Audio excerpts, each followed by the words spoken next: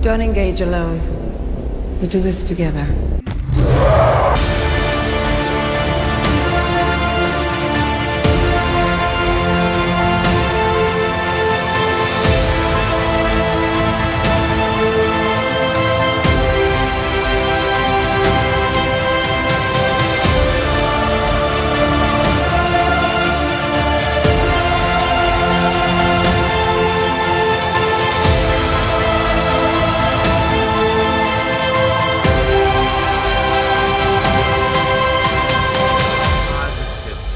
Yeah! Yeah! We got it! We got New 52 booklet. it! Somebody clip this one. Welcome to Justice League Rewatch. I am Jared. We're back with Justice League Unlimited. What's up, Nick? Well, in this episode, Green Arrow goes to space! Sorry, Nice. I'm holding that one in. So first off, I just want to ask this one question before we get started. What'd you think of the new theme? New theme. Yeah, I gotta agree with you. This is my favorite theme of the DCAU show universe. It Like, rocks. wow. It rocks. It does rock, and it shows like all the different clips from this episode. That's another thing that's interesting about this series is that the little clips it shows of like the Justice League doing things, oftentimes those will be like clips from the episode you're about to watch. You don't see very many shows do that because usually it's just like, oh, we got our opening for the season, so we're good. Mm-hmm. Now we're journeying into Justice League Unlimited. This show is very, very, very special in that. Number one, this is the series that got me to DC. Second off, this is the series that used a lot of episodes to highlight characters that at the time, or that either at the time or still are, more like obscure characters like Green Arrow, The Question, and all that stuff. There will be a Question arc. There will be like a Huntress arc, a Black Canary arc. There will be a lot of characters that don't traditionally get their own stuff. By the way, Black Canary is voiced by Morena Baccarin. They like, I'm sorry, but like they really went hard on the design and they chose the voice actress to match. Yeah, because she has that tough voice that I love. So our first episode, Initiation, deals with Green Arrow being invited to the Justice League, and he's like, nah, I'm good. I fight for the little people.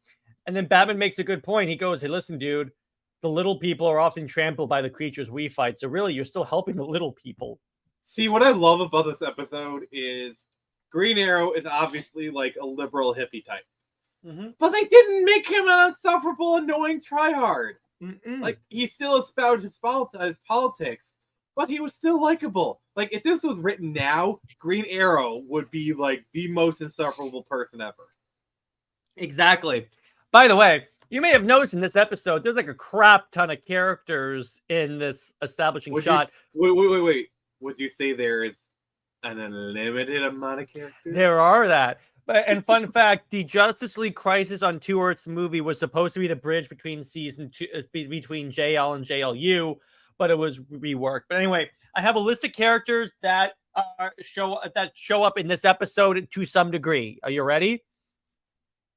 Aquaman, the Atom Smasher, Aztec, Buana Beast, Black Canary, Blue Devil, not Blue Beetle, Booster Gold, Commander Steel, Creeper, Crimson Avenger, he's the cowboy one, Crimson Fox, Dove, Dr. Fate, Dr. Light, Dr. Midnight, Elongated Man, Etrigan, Fire, Gypsy, Hawk, Hourman, Huntress, Ice, Metamorpho, Mr. Terrific, Nemesis, Obsidian, Orion, Question, The Ray, Red Tornado, Rocket Red, Stand, Shining Knight, Steel, Stargirl, Starman, Stripe, Johnny Thunder, Thunderbolt, Vibe, Vigilante, Vixen, Wave Rider, Wildcat, Zatanna, Brimstone Cheetah, Copperhead Shade, Star, and Star Sapphire.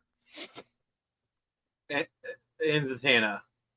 I said Zatanna.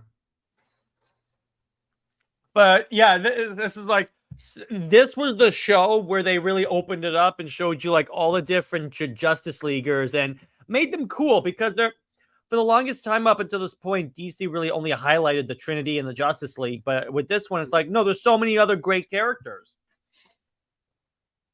And yeah, for sure.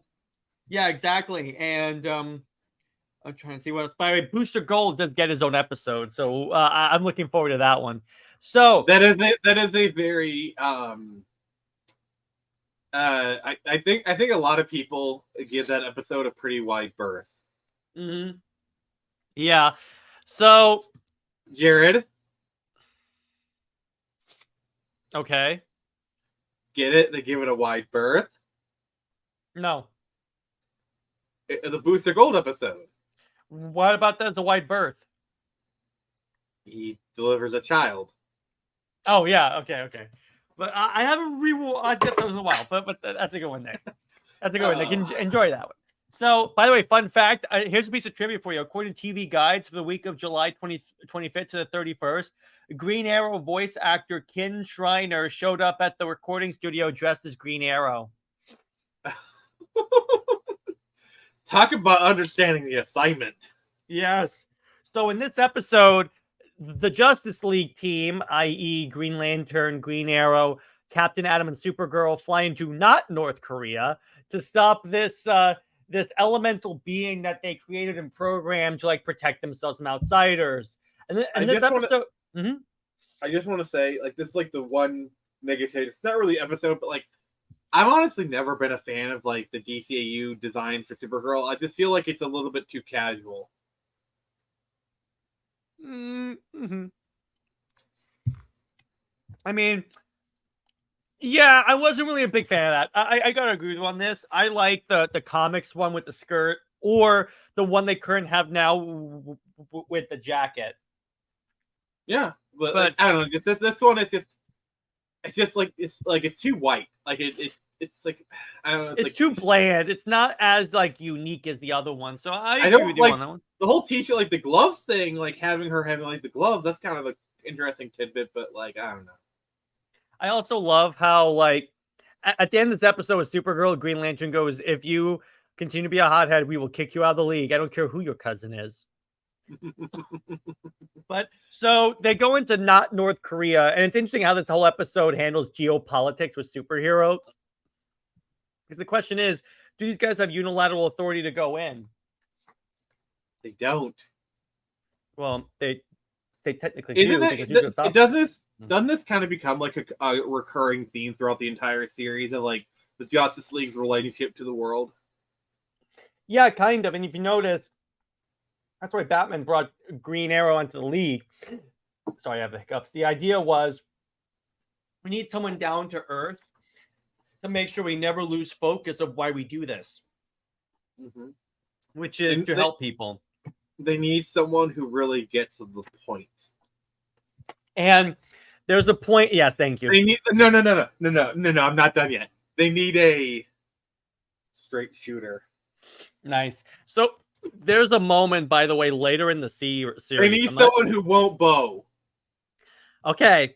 There's a moment later in the series. I'm not sure if it's the season, but there's a moment where Green Arrow basically saves the Justice League with being the down-to-earth guy he is. So we'll talk about that when we get to that point. But yeah, there you go. But what? Wait, go what? When we get to the point. There you go. So they fight the creature, and Captain Atom is like injured and explodes. Which here's my thing. This is what always happens with Captain Atom. His suit's always getting breached. You would think you would have more like protection, but I love Captain Atom still calling Jon Stewart sir, and he goes, "Yes, sir." And then he goes, "You don't have to say sir. You can just say yes." And then Captain Atom goes, "Yes." Like he's a military. I love where Supergirl goes. Ease up on your stick, Corporal, Captain. And it's also the fact that like John is a former Marine, and Captain Atom recognizes that. Like he recognizes a fellow military person, so, and obviously Green Lantern is the authority. He may not have rank, but like he has rank within the Justice League. So when it comes to Justice League stuff, Green Lantern is his superior officer. So that's where that comes from. But did you notice when he was having a nightmare and he woke up, he screamed, "Shiera!" I noticed. It's still a wound, bro. Still a wound. I guess you could say the GL, he really wants to wing it. God damn it, Nick. And I like how Green Arrow, who doesn't want to be on the league, has to essentially lead the team. And he goes out, he risks his life to save people from like this elemental creature. And he's the only one that can like launch those like ferro rods into the being and like deactivate it. And then eventually, my favorite thing, I love what gets him to stay in the Justice League. He goes with Batman.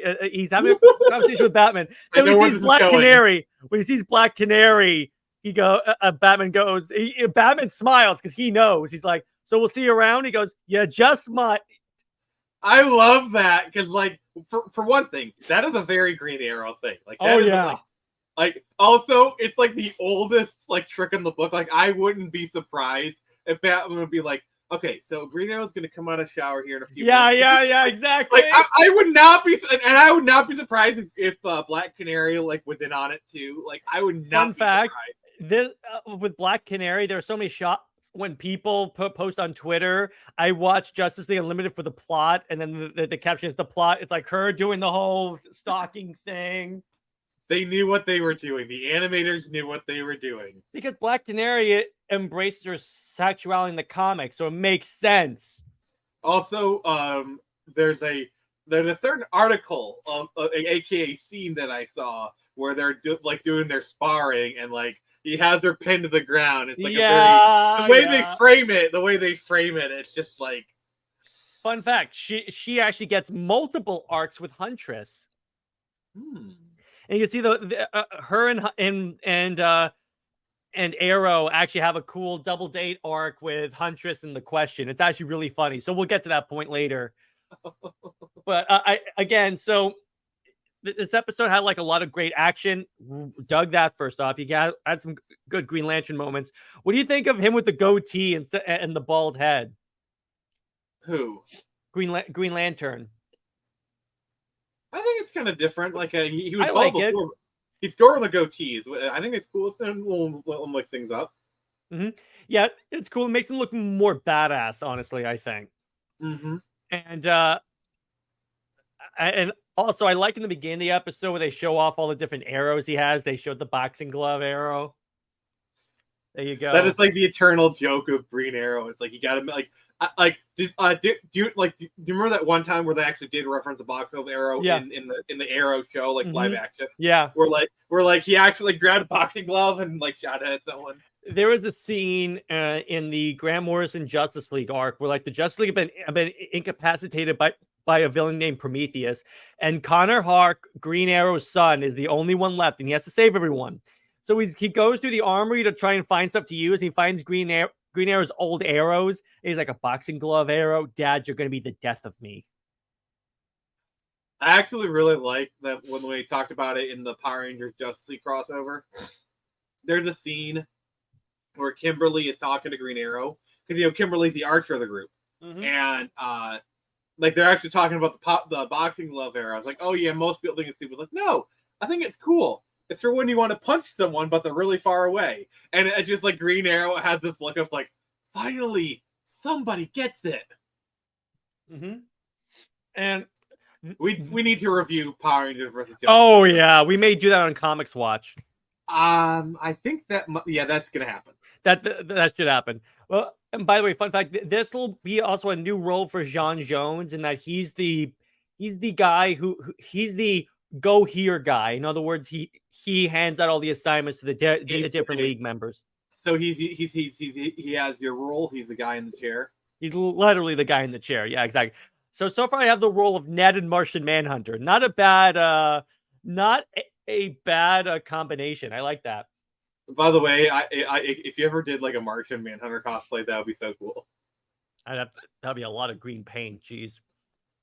But yeah. So all in all, I really dug this episode. It's a great first start to the Justice League Unlimited series.